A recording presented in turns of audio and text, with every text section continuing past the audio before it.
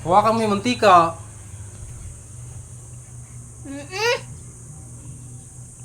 Grabe ka naman magprito ng itlog. Kalahating ano eh. Kalahating tasa. Dapat nga, isang kutsara lang mantika ang gagamitin mo eh.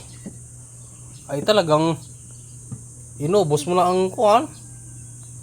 Parang 500 ml na ata ang yung nilagay mantika diyan. Oh, lagay na itlog. Ilagay mo na ang itlog. Sobrang init na yan, oh. Yan, oh, umuusok na.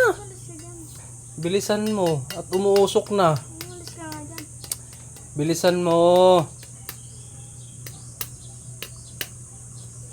Tuturuan eh. Naaksayan mo lang yung mantika. Oh. Maria, patawarin.